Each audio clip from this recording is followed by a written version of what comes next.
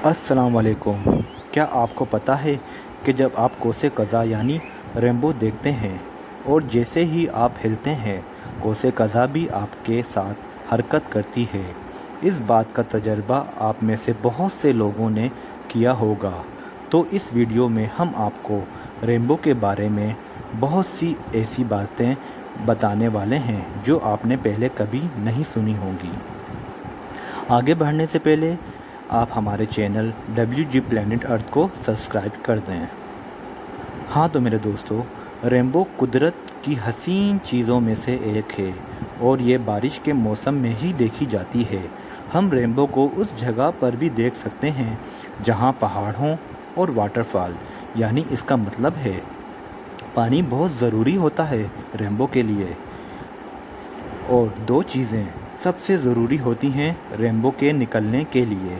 एक रोशनी यानी लाइट, वो रोशनी जो सूरज से हमारी ज़मीन तक आती है, और दूसरी चीज़ वाटर बबलेट यानी पानी के छोटे छोटे ज़र्रात जो हमारे एटमॉस्फेयर में पहले से ही मौजूद होते हैं।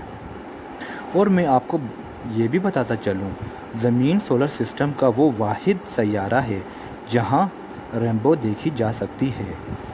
और यहाँ एक और बात मैं ऐड करता चलूँ कि कदीम यूनानी कहानियों के मुताबिक रेनबो जन्नत और ज़मीन के दरमियान एक पुल है।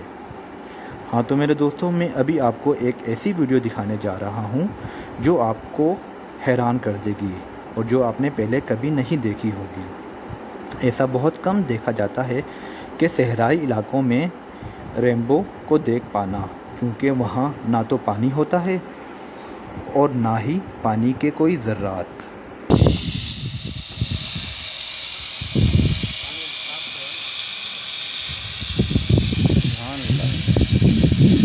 रिकॉर्डर वो गीला तो नहीं होगा ना? उसको ले आओ नहीं इधर उठा के। हाँ उठा लो इधर उठा लो यार, पता नहीं ये सील है कि नहीं है, तो बाहर ले उठा लो। रेनबो दिख रही है। रेनबो माशाल्लाह देखो इसी पानी से। हाँ लोग बोलेंगे ये थर में पहली बार की चीज़ देखी है।